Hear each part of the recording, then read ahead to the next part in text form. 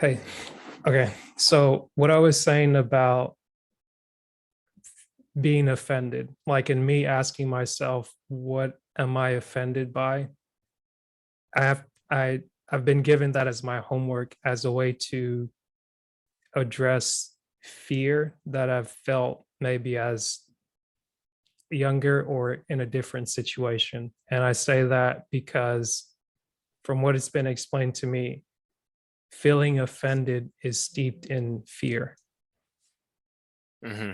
So what I was trying to do was I was watching a YouTube video and then he made reference to the Adam and Eve story with them being able to eat from everything in the garden but two trees. And someone would usually ask the question, as he said in the video, well, why would God do that? And Hmm. I didn't feel like he answered the question directly, and I chose to stay attached to him not answering that question there. But then as Hmm. I practiced detaching from what he said or what he didn't say to my appreciation, I kind of remembered having watched the video before that in a roundabout way, he answered it later on in his talk.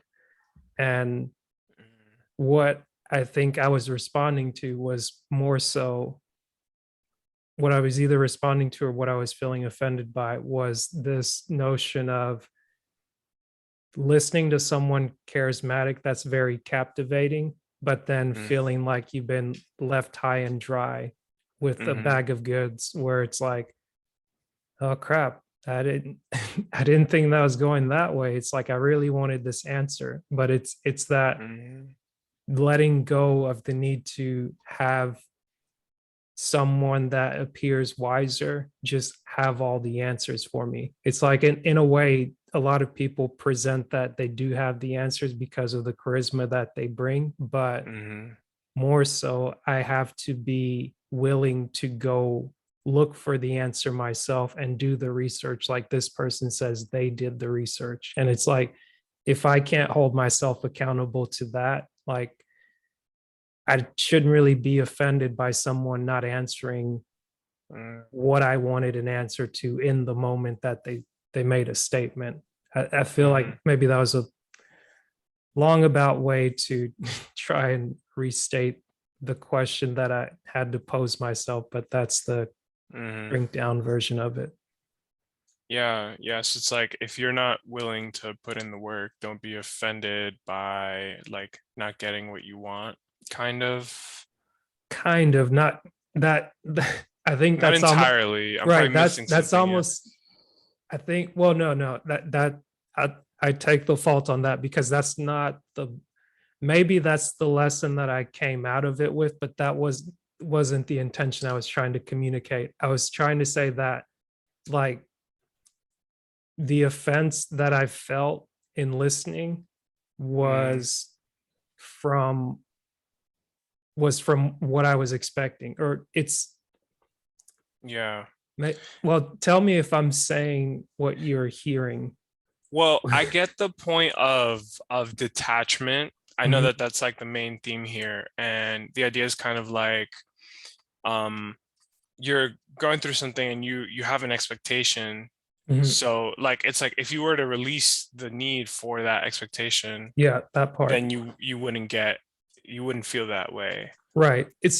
Yeah. So maybe the first thing you said did make sense. I just took it the wrong way. But essentially, if you're able to detach from either having expectations or letting go, like it's okay to have an expectation, but let go of Hmm. it not happening and not feeling like you got robbed, or then holding that Hmm. fear of like, okay, this person did me wrong. Okay, this person's doing something similar. They're going to do me wrong. So now it's like instead of approaching situations with the fear that something is going to happen to me, and the moment like that offense or that fear comes up, it's like, oh, okay, there it is again. I knew this was going to happen.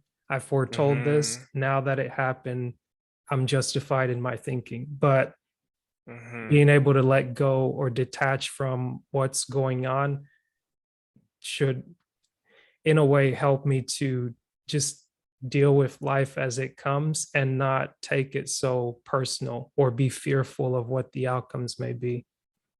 Mm-hmm. Mm-hmm. That's powerful because I think a lot of people give up that way, or I guess they justify not trying because they find the the excuse that works for them Yeah. because of an expectation that wasn't met, right? They're like, oh, this, like there are some people that I went through with the boot camp, and I think some of them gave up because they just had this expectation, like, oh, I don't think I'm smart enough for this or something like that. Mhm. And then they start going through the boot camp, and as long as things are easy, they're good, right? If it's easy, if it's like a medium difficulty, but then when they hit up against something hard, well, that thing comes up again, and they're like, see, I knew I wasn't smart enough. Mhm. And it's like, no, it's not that you're not smart enough. It's, that expectation of like, oh, I'm going to hit something really hard and that means I'm not smart enough Mhm. is like a really easy way to give up. Whereas or a kind of a tricky, it's like a mind trick because you don't know you're doing it to yourself sometimes. Mhm. But if you reframe that and you say, well, I can do this. I know I'm going to hit hard things along the way, but if I keep trying, like I'll figure it out. Like that's a Yeah. very different way to come at something. Right. Um, And you just reminded me why I was trying to bring up the story of Adam and Eve and where the snake comes in, because the whole point of it was based around lack, but also in how words can be manipulated to get you to think differently from what it actually is. Like if you just mhm, change the meaning of words, you can change kind of what the reality of the situation is. Like you could do that in a positive way or a negative way. So it's like mhm, if you that I've heard a lot of people say before, like words matter, like looking up words and being very clear on what the definition of a word is, like that matters. But mhm, very quickly, it it pays to pay attention when you notice people are being very choosy with words. If someone is trying to make up a definition to something that's not the official definition, it helps to know, like, okay, like what's really going on here? Like, what are you really trying to do? Because without going into the story of Adam and Eve and the confrontation with the snake, it was like, oh, okay, like on the surface, something can be worded very well, whether it's like through a presentation or just like in that specific story, like here's what was said. But it's like what's stated, I'm trying to say this quickly without lingering on it and making it more than or more or less than it needs to be. But mhm, sticking to that specific story omitting and by omitting a word from what stated from God speaking to Adam and Eve to now the serpent or the devil speaking through the serpent to Adam and Eve, by removing a word and changing where a word is said in a statement, it completely changed the thought process behind, oh, did God really say you shouldn't do this? Well, if you do this, this won't happen. It's like it's easy to reframe something that's not presented in the same way that it was mhm. said. I feel like I'm saying a lot of words that are I think it's not like really hitting it. you're, I mean, these are big ideas, right? So it's Yeah, like that's why I distilling didn't want them. to just, it takes, I guess I'm learning that it takes time to really study a thing and go through it. So maybe I'll revisit this at a later time. But I think talking through it is a really great way to get better at true. talking about it, right? It's like Yeah. do the thing. Yeah. Yeah.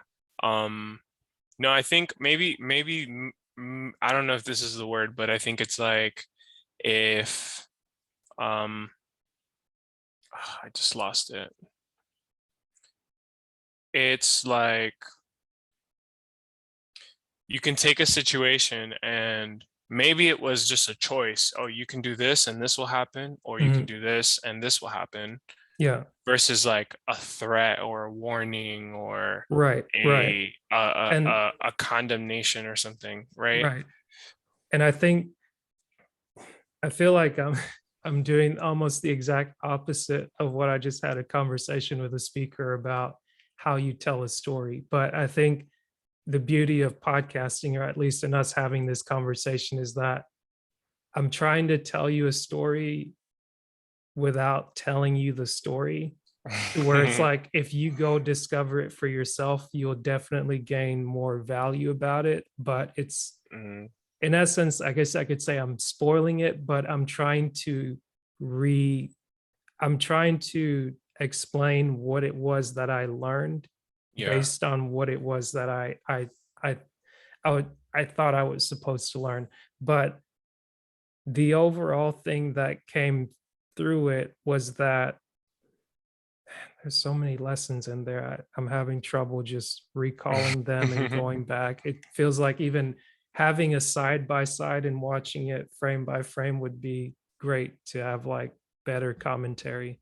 But I You know, thank that you. makes me think of oh, sorry to cut you off No, there. you're good. You're good. It makes me think of because they do that in some podcasts like that I watch. Mhm.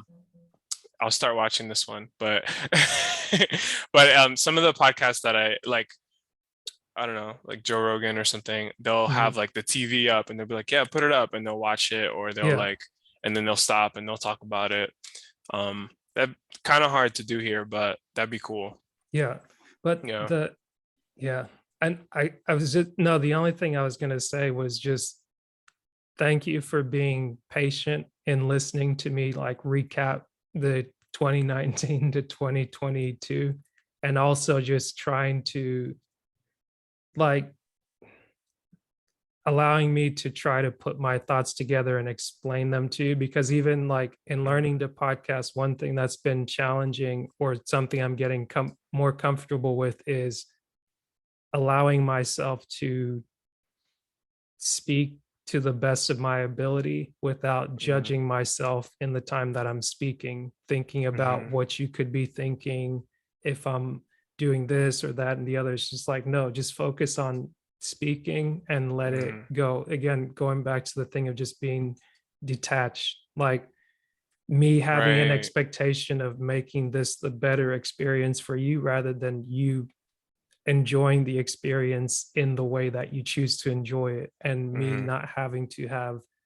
as much control into like, oh, I want to do this and do that. It's like Yeah. maybe we'll get it edited, maybe it'll just be like maybe we'll just table it. But No, that's like so, because it's so funny because we do that to ourselves. yeah. Like on my side, I'm in the same, like I'm doing the same thing. Is this going well? Am I saying the right things? You know, like, is this like, does this make any sense Right. from what Right. I'm saying? Um, and yeah, like me, this is the second podcast I've ever been on, and the first one felt terrible, but that was me, right, in my head. Like I'm just like, Mhm. oh, I don't know. And that's something that I struggle with too, is like talking and not judging what I'm saying as I'm saying it. Mhm. Yeah. Because then you have those moments where you cut your own sentence off like Right. halfway because you're just like, this is terrible. Right. Right. So yeah, no, I get it. But it's like no one really like is watching you that closely, right? Right. Like it's Right. like you're talking and it's like the person's concerned about themselves, and if they're like I don't know. I'm not Yeah. saying this like smoothly, but you know No, what I mean. you're saying it exactly as you should. And I Yeah. think going back to the story, just want I'm trying to put a bow on it, but to come back in alignment with what we're talking about, having community and helping you work through a Mhm, goal that you wanted to pursue, and mhm, also being able to go through counseling and address the things that you have trouble with, but also being able to speak with someone that's a friendly, someone that looks like you, someone that can empathize with what it is that you're going through. And then also you being willing to take their feedback and apply it for your benefit, not necessarily like, okay, if I do enough things, then I'm good for life. But it's like, no, like the offense thing, the being detached thing, it's a daily thing that you have to yeah, do in the moments that the things happen. Like being mhm, able to like, okay, something's coming up. I don't really like it, but that's okay. I can either walk away or I can face it, address it, and move on. And then once you move on, that's it. It doesn't have mhm, to live on. I think that that was the whole thing, because even in having the conversation about it, it's I wanted so much so to get the story clear, but I'm clear on I don't have a full grasp of the story to be able to retell it in like 5 minutes time, because it was like an hour and 40-minute video. But the thing mhm, that just stood out to me were something I got offended by a question posed that wasn't answered. And then it's like, and it's not that it wasn't just answered, it wasn't answered in the way that it was posed. So like the question was, why would God put a tree that you're not supposed to eat from in a place where you live? Why wouldn't he just not put it there? And the way that he answered it was, well, because when God made man is in his own image, um, he he made man to have a choice and not to have just like you just do what I tell you. And that just didn't sit right with me, in the sense of like the way you answered the question that someone hypothetically posed wasn't the you didn't answer the question that was asked. You answered something else. And it seems like you just kind of skirted away, and it's like, oh, I missed that the first time. Now I got it. And then the reason why it made me think of that is being going back to someone that's charismatic, someone that's like someone that I grew up around, or people that I've seen that are very influential. It's like people can say a lot with their words, but if you're not paying attention, they can kind of get one over on you. But mhm, the thing that I had to recognize is that I'm watching the video, and then although, so to speak, he may have gotten over on me, or I might have missed what I caught the second time around, that doesn't have any bearing on me being less than for not catching it the first time, or that doesn't have any bearing on him for just being like, oh, screw this guy, he didn't answer my one question, I don't want to deal with him anymore. It's like mhm, those two mentalities, they're very common, but it doesn't serve me at the end of the day, is what I was getting to. And mhm, that's what I kind of came to driving back for 2 hours. And I was kind of thinking through it, and like instead of going the route of this doesn't make sense, let me reach out to somebody for it to make sense. It's like, no, like sit in the car and just speak out mhm, loud, record what you're thinking, and mhm, let all that jumbled mess just kind of just spill out. Like it's okay that you don't know what he's saying and you have a problem with what he didn't say. mhm, And like just kind of going through that exercise, I was like, oh, okay. And then as I recalled different things that came in later in the video, I was like, oh, okay, well, just because you have someone that's all knowing or all powerful, um, I don't know. It's like I wanted so much to have the answer to the deeper question as like why? Like what's the meaning to life? And it's like I didn't have it.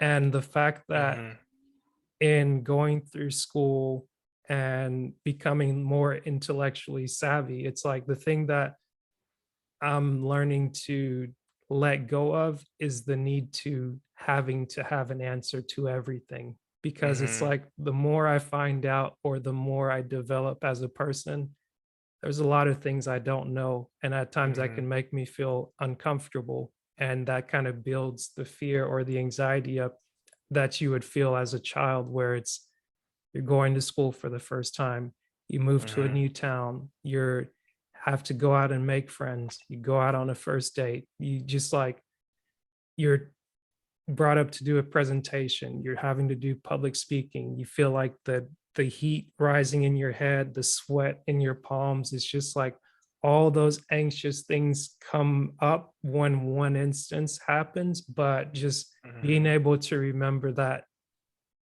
those moments aren't now. And even when you find yourself in a similar situation, you're not a child anymore, but you've grown and you have tools, or you can develop tools and Mhm. learn how to navigate those situations. It's like you're not going to die from the Mhm. dark. You're not going to, like, you've got a flashlight on your phone now. Like, you Mhm. can breathe to calm yourself. There's different things that I can do now that I couldn't do as a child. And just Mhm. being able to separate those things and not to always feel in fight or flight mode.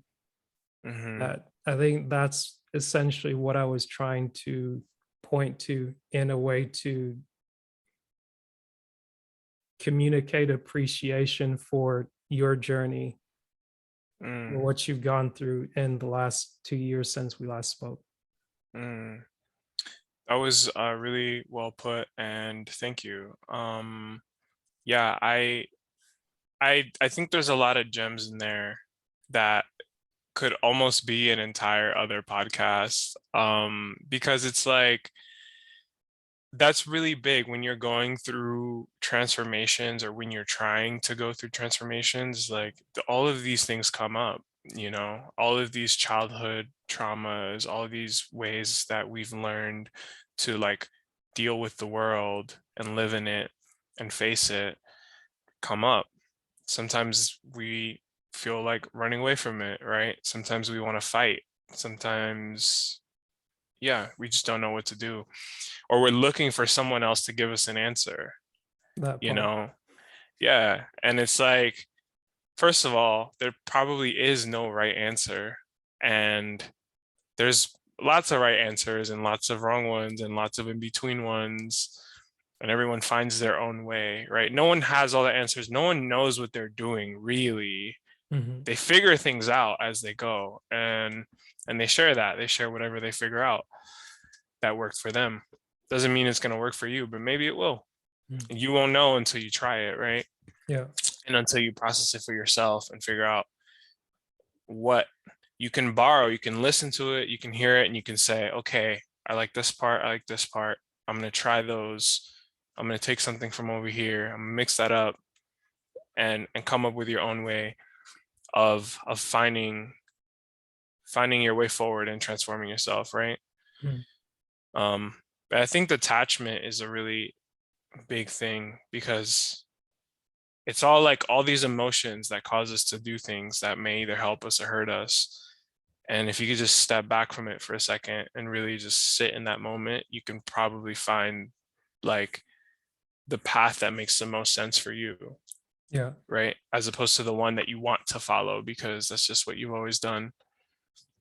You know what's funny about being practicing being detached? One thing in just what you said now, I had to let go of the need to give a a caveat or like a good opposite or a good thing of like, oh, you can be detached, but it's okay to be attached to other things. I was like, no, you don't need to do that. Just let the statement be said with what's said. And then Hmm. if someone really feels the need to ask the question about that, let them ask the question and stop trying to answer every question there is. It's like Hmm. I just got to be aware that I can't do that, but Hmm. the or maybe I shouldn't be seeking to answer all the questions that come up, but be willing to acknowledge them, or maybe Mm-hmm. entertain them, be like, okay, that's a good question. And just maybe I'll pursue one, maybe I won't. Mm-hmm. Yeah, and I think also sometimes things don't really land for someone unless they like they have that buy-in. Them asking the question is like a buy-in, Yeah. right? As opposed to you presenting the answer ahead of time. It's like Yeah. sometimes, and I catch myself doing that all the time. I like want to say, this is, if you do this, like something good will happen or whatever. Like, oh, maybe, I did it this way and it turned out great. And it's like, no one asked you, first of all. you know but if Oh they ask man. the question, then you tell them the answer and then they're like, oh cool, they're receptive to it, right? It's like Yeah. when the student is ready, the teacher will appear. And it's like, not that I'm a teacher, right? Like sometimes maybe I can be in that role, and sometimes I'm playing a student role, right? Hmm. um in many different areas of my life. But yeah, it's like, let the things come up, let life happen, right? Um, so yeah. Oh, the other thing, Yeah. and I was thinking about this with my partner earlier. I mean, couple days ago or a week ago maybe. I was thinking about how the ways that people deal with things in their life, like the coping mechanisms that a lot of us have, exist for a reason, right? Like they're all useful in their own ways, Right. and they're all tools in the toolbox. And it's like, it only becomes a problem when you start to come at every problem with the same tool, Mhm. when you're overusing it. Yeah. Sometimes you need like a little bit of anger or assertiveness, right? Hmm.